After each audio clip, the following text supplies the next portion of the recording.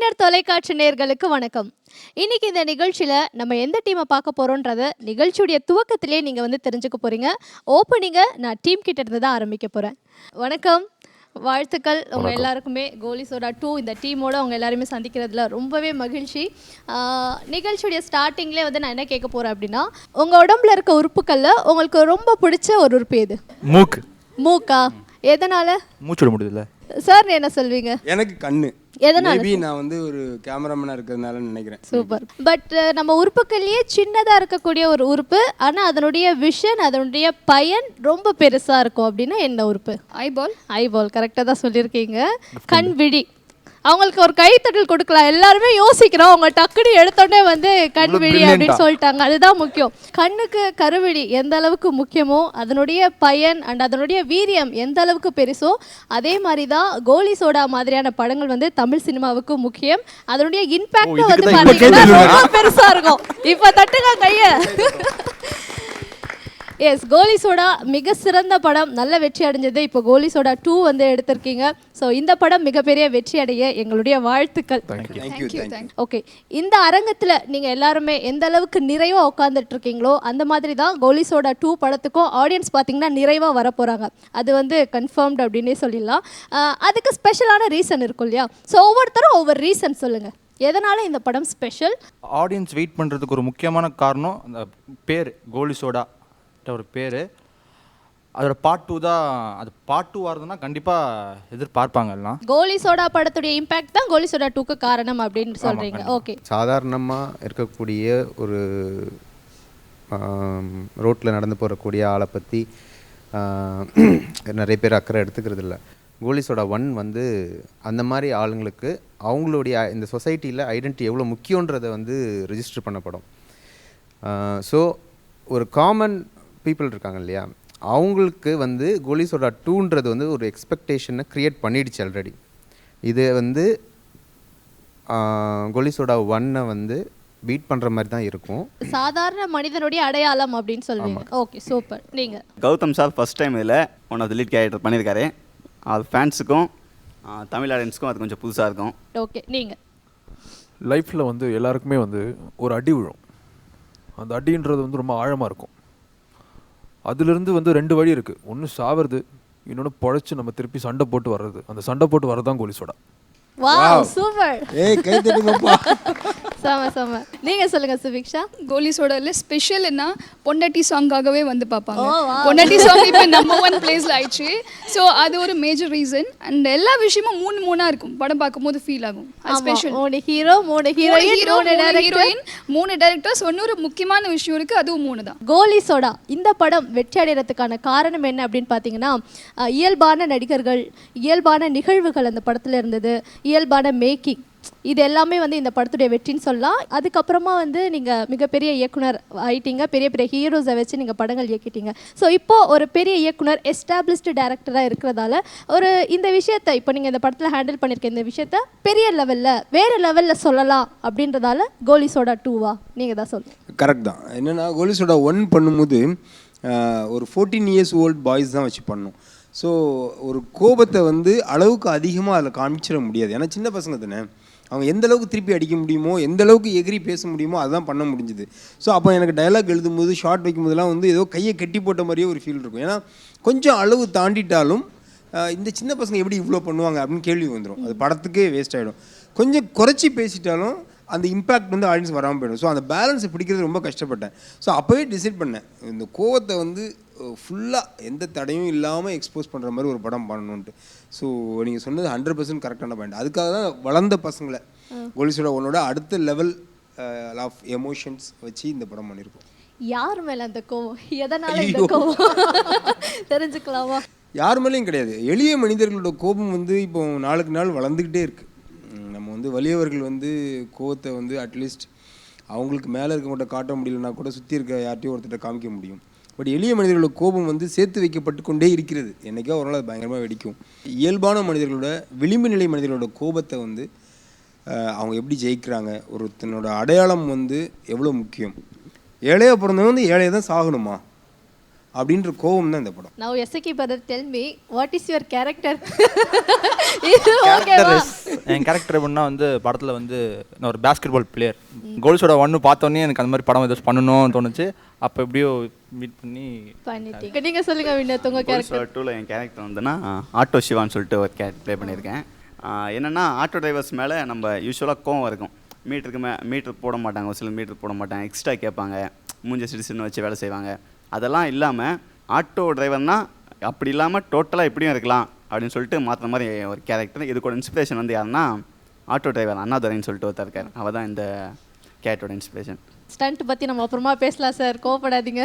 நீங்கள் சொல்லுங்கள் பாரத். இந்த படத்தில் வந்து என் பேர் மாறன். ஒரு பெரிய டான் கிட்ட வந்து ஒரு ஆளாக வேலை செஞ்சிட்ருப்பேன். பட் அதை மீறி லைஃப்பில் கொஞ்சம் அடுத்த லெவலுக்கு போகலாம் அப்படின்னு சொல்லி அந்த ட்ராக்கை விட்டு வேறு ட்ராக்குக்கு மாற ட்ரை பண்ணுவேன்.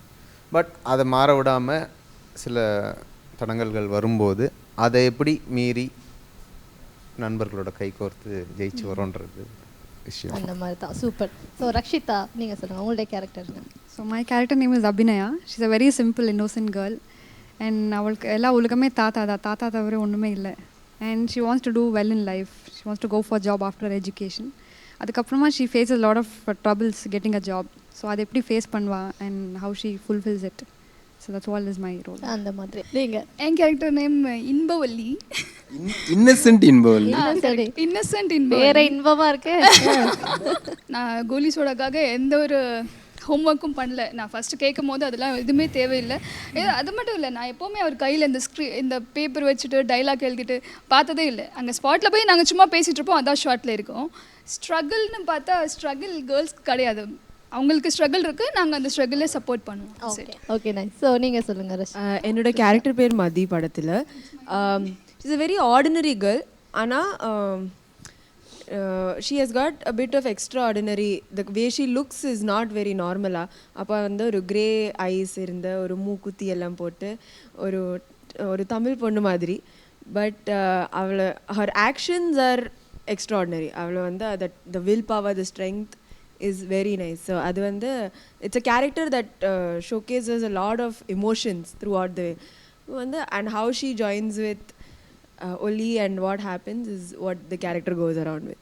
அது வந்து the character of Madhi is very different. Like Kohli soda படத்துடைய ஸ்டண்ட் எல்லாமே வந்து அமேசிங். அந்த சின்ன பசங்களை வச்சு ஒரு பெரியவர் அவங்கள ஹேண்டில் பண்ணுவாங்க. அதெல்லாம் வந்து நீங்கள் கொடுத்துருக்க விதமே ரொம்ப நல்லா இருந்தது. இப்போ கோலி சோடா 2 வரும்போது டோட்டலி வேற விஷயம் தான். இந்த படத்தில் இருக்கக்கூடிய ஸ்டண்ட்ஸ் அண்டு இவங்களெல்லாம் வச்சு நீங்கள் எப்படி ஹேண்டில் பண்ணீங்க? இவங்களுக்கான ஸ்டண்ட் ஏதாவது வருதா? அதை பற்றி சொல்லுங்கள். அந்த கோலி சோடா 1 பண்ணும்போது எங்களுக்கும் அந்த கை கட்டி போட்ட ஃபீல் தான் சார் சொன்ன மாதிரி தான். ஏன்னா சின்ன பசங்களை அளவு மீறக்கூடாது, அவங்களுக்கு என்ன எடுக்கணுமோ அவ்வளோதான் எடுக்க முடியுன்ற மாதிரி.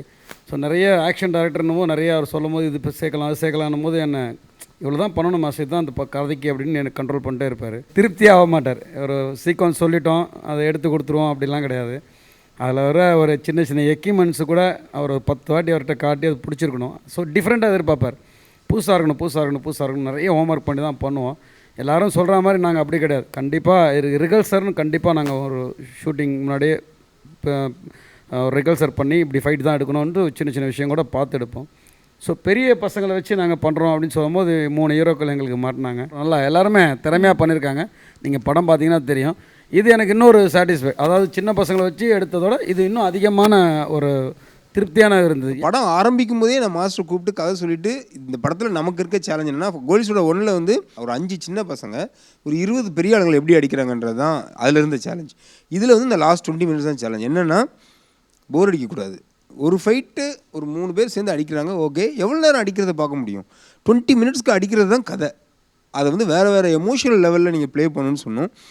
அது வந்து இப்போ அச்சுவோட மியூசிக்கோட கேட்கும்போது இன்னும் அடுத்த லெவலில் இருக்குது. ரொம்ப நல்லாயிருக்கு.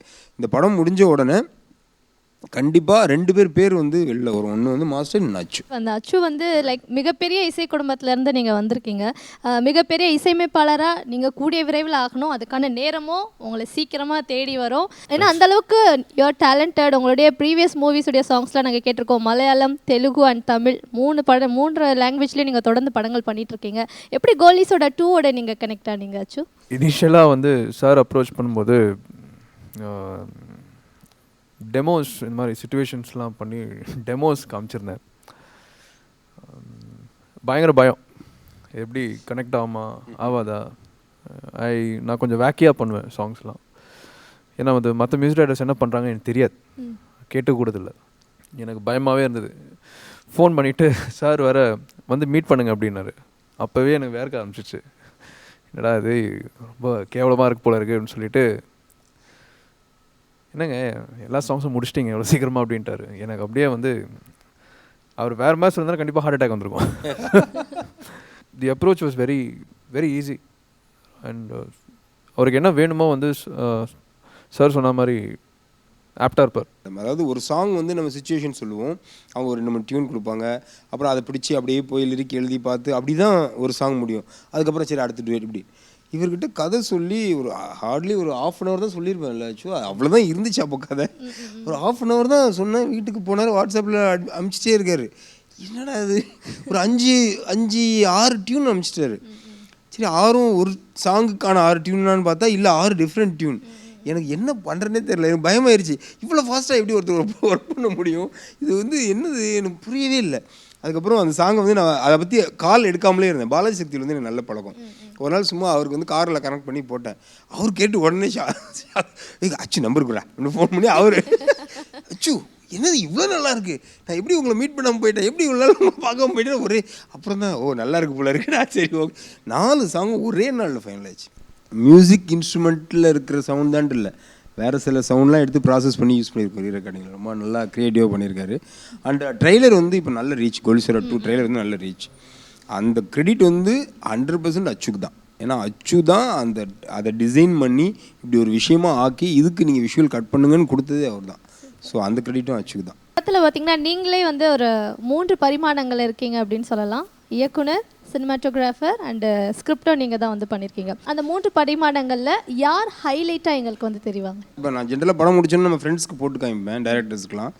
எல்லாருமே வந்து வசனம் வந்து ரொம்ப கூர்மையாக இருக்குது, ரொம்ப இதாக இருக்குது, எவ்ரி சீன் அப்படி இருக்குன்னு சொன்னாங்க. அது ரொம்ப கான்ஷியஸாக நம்ம எதுவும் எழுதலை. மேபி அதை மென்ஷன் பண்ணுவாங்கன்னு நினைக்கிறேன். ஒருத்தவங்க வந்து இயக்குனராக இருக்காங்கன்னா எல்லா ரசனையுமே வந்து அவங்க கிட்டே இருக்கணும், அப்போ தான் அவங்க இயக்குனராக முடியும். ஸோ சமுத்திரக்கனி சாருடைய நடிப்பு ரசனை எப்படி இருக்குன்றதை நிறைய படங்களை நாங்கள் பார்த்துட்டோம். கௌதம் மேனன் சார் கிட்ட வந்து நடிப்பு ரசனை இருக்கும், அதை நம்ம கொண்டு வரணும், நம்ம படம் மூலமாக அவரை வந்து இறக்குவோன்ற மாதிரியான தாட் அண்ட் அவருடைய ஆக்டிங், நீங்கள் அவர்கிட்ட வேலை வாங்கின விதம். சமுத்திரக்கனி வந்து இந்த கேரக்டருக்கு வந்து ராங் சாய்ஸ், 100% ராங் சாய்ஸ். ஏன்னா இது வந்து ஒரு ஃபிசிக்கலி மென்டலி ரொம்ப வீக்காக தன்னை நினச்சிக்கிற ஒருத்தன். அவனோட வாக்கிங்லேருந்து அவனோட டாக்கிங்லேருந்து எல்லாமே நாம் வந்து யூஸ்லெஸ் அப்படின்னு நினச்சிட்ருக்க ஒரு கேரக்டர். ஆனால் சமுத்திரக்கனியை பற்றி உங்களுக்கு தெரியும், ஆக்சுவல் லைஃப்லேயும் சரி ஸ்க்ரீன்லேயும் சரி அவர் அப்படியே ஆப்போசிட். ஸோ அது வந்து ஒரு பெரிய சேலஞ்ச் தான். அதை வந்து சமுத்திரக்கனி வந்து ஈஸியாகவும் ஹேண்டில் பண்ணிட்டார். அவருக்கு வந்து ரொம்ப புதுசாக இருக்கும் இந்த படம். பட் கௌதம் வந்து அப்படி கிடையாது. கௌதம் வந்து எனக்கு ஏன்னு தெரில, நான் கதை சொல்லும் போதே இந்த கேரக்டர் வந்து கௌதம் தான் அப்படின்னு சொல்லி, கௌதம் மேனன் மாதிரி ஒருத்தர் நடந்து வருவார். கௌதம் மேனன் மாதிரியா அப்படிம்பார் லிங்குசாமி. இல்லை கௌதம் மேனன் தான் அப்படின்னு சொல்லி அந்த கேரக்டர் வந்து கடைசியாக தான் ஷூட் பண்ணணும். ஏன்னா எனக்கு அவரோட டைரெக்டாக ஒரு பழக்கம் கிடையாது. ஸோ இந்த ஆடியோ ட்ரெய்லர் கன்சீவ் பண்ணி அந்த ஆடியோ ட்ரெய்லர் வாய்ஸ் ஓவர் கொடுக்குறக்காக கௌதம் சாரை மீட் பண்ணும்போது அவர் வந்து கொஞ்சம் கொஞ்சமாக ஃப்ரெண்ட் ஆனதுக்கு அப்புறம் தான் சார் இந்த மாதிரி ஒரு கேரக்டர் இருக்குது நடிக்கணும். எனக்கு நடிக்க தெரியாது, யார் சொன்னா அவங்களுக்கு? சார் நீங்கள் சும்மா வாங்க சார் அப்படி பண்ணுங்க சார். இல்லை பிரதர் அது சரி வராது, ரொம்ப தயங்கிட்டே இருந்தார். இல்லை சார் அப்போ ஒன்று பண்ணலாம், நான் வரேன், ஒரு 2 hours 3 hours நான் பண்ணுறேன், எனக்கு கான்ஃபிடென்ட் இருந்தால் ஓகே நம்ம கண்டிப்பாக பண்ணுவோம், இல்லைன்னா என்னை விட்டுருணும், தாராளமாக வாங்க சார். நான் வந்தால் அப்படி ஒரு விஷயம் அவருக்குள்ளே இருக்குன்றதே அவருக்கு அப்போ தான் புரிஞ்சுது. கோலிசோடா 2ல் வந்து கௌதம் மேனன் சாருக்காகவே ஒரு சின்ன ப்ளஸ் இருக்கும், ஒரு புல் இருக்கும். சார் வந்து லைக் சினிமாட்டோகிராஃபி எப்படி இருக்குன்றது எல்லாருக்குமே தெரியும், சாருடைய டைரக்ஷன் எப்படி இருக்குன்ட்டு படம் பார்க்கும்போது எங்களுக்கு தெரியும். ஆனால் சார் ஆர்டிஸ்ட் கிட்ட லைக் உங்ககிட்டலாம் வந்து எப்படி அவர் நடிச்சு காமிப்பார், அந்த மாதிரி நீங்கள் யாராவது பர்ஃபார்ம் பண்ணி காமிக்க முடியுமா? இப்போது ஒரு ஸ்க்ரீனுக்கு அவர் கேமரா பின்னாடி இருந்தாருன்னா, இப்போது உங்கள் நல்லா நடிக்கிற அல்ல இஃப் யூ டன் ரியலி குட்னா he does one thing. If he does that, இங்கே நிறுத்திட்டு we know இந்த ஷாட் ஓகே பக்கா. நல்லா பண்ணலன்னா அங்கே ஆர்டிஸ்ட் நடிச்சிட்டு இருப்பாங்க, பக்கத்தில் யார் இருப்பாங்க, பக்கத்தில் அசிஸ்டன்ட் கேமராமேன் யாராக இருப்பாங்க, லைட் மேன்லாம் இருப்பாங்க, ஓகேவா? அவங்க சரியாக பண்ணலன்னா அங்கே பார்த்துட்டு ஏன்னா சரியாக பண்ண மாட்டான் பக்கத்தில் இருக்க அடிப்பாங்க. அது செம ஃபன்னாக இருக்கும். செகண்ட் ஹாஃபில் பார்த்தீங்கன்னா ஒரு லென்த்தி டைலாக் ஒன்று இருக்குது. அதை வந்து எனக்கு சொன்னோன்னு எனக்கு புரியாது. நான் ஆக்சுவலி படிப்பில் கொஞ்சம் வீக்கு தான். நான் சப்போஸ் டைலாக்ல கான்சன்ட்ரேட் பண்ணால் ஆக்டிங் போயிடும், அதில் ஆக்டிங்கில் கான்சன்ட்ரேட் பண்ணால் டைலாக் போயிடும். ஏதாச்சும் கண்டிப்பாக ஏதாச்சும் ஒன்று கான்சன்ட்ரேட் பண்ணி ஏதாச்சும் ஒன்று போயிடும். அதனால் ரெண்டுத்துலேயும் பேலன்ஸ் பண்ணி பண்ணணுமேன்ட்டு நான் வந்து ஃபஸ்ட் டைம் பண்ணேன். டேக் ஓகே இல்லை, திட்டினாங்க. செகண்ட் டைம் வந்து கண்ணை மூட்டு யார் இருக்கா கேமரா தானேன்னு சொல்லிட்டு பார்த்துட்டு டைலாக் அப்படியே கண்ணை மூட்டு இதோட யாருமே இல்லாத நினச்சி நான் ஆக்ட் பண்ணிட்டேன். எல்லாம் சைலண்ட்டாக இருந்தாங்க. ஐயோ என்ன பண்ணுறாங்கன்னு பயந்துட்டே இருந்தா. அங்கிள் வந்து என்னை கட்டி பிடிச்சார். நல்லா லெங்க்தி டைலாக். இப்போ ஞாபகம் இருக்கா அவங்க டைலாக்?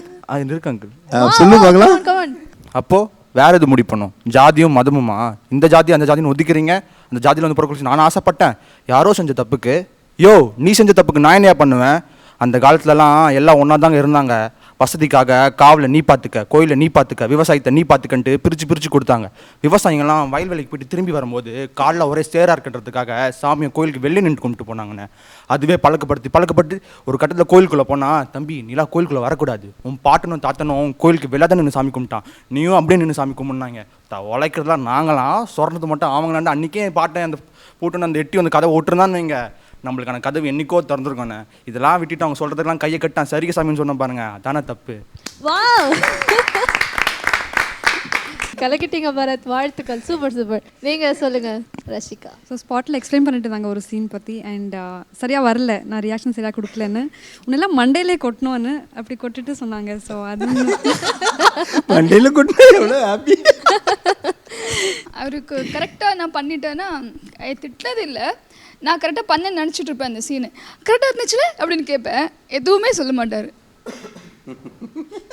அப்படி பார்த்தா நம்ம புரிஞ்சுக்கணும் நம்ம கரெக்டாக பண்ணல, ஒன் மோர் அப்படின்னு.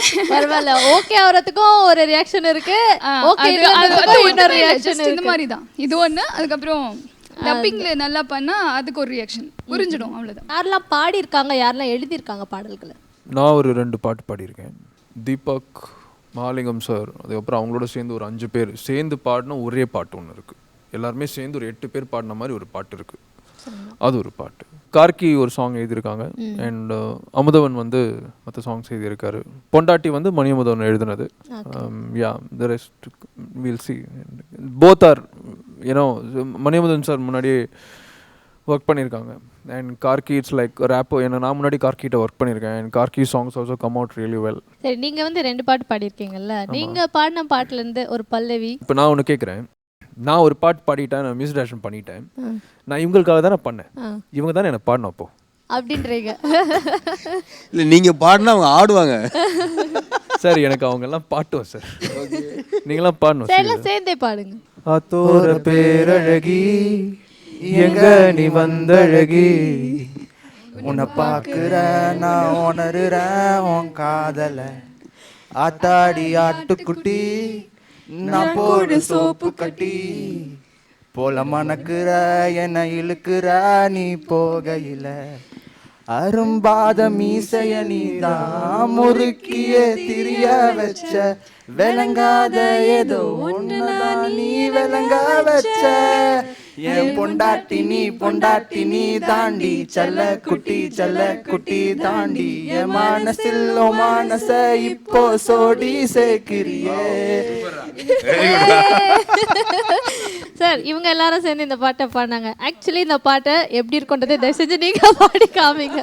அத்தோர பேரழகி எங்க நீ வந்தழகி, உன்னை பார்க்குற உணர்ற நான் காதல, ஆத்தாடி ஆட்டுக்குட்டி நான் போடு சோப்பு கட்டி, போல மணக்குற என்ன இழுக்கிற நீ போகையில, ஓ அரும்பாத மீசைய நீதான் முறுக்கியே திரிய வச்ச, விளங்காத ஏதோ ஒன்னதான் நீ விளங்க வச்ச, அட ஒண்டி கட்ட நான் தான் தாய கட்ட போல வந்து நீ தான், என் மனசில் ஓ மனச இப்போ சோடி சேர்க்கிறியே, என் பொண்டாட்டி நீ தாண்டி செல்ல குட்டி தாண்டி, என் மனசில் ஓ மனச இப்போ சோடி சேர்க்கிறியே.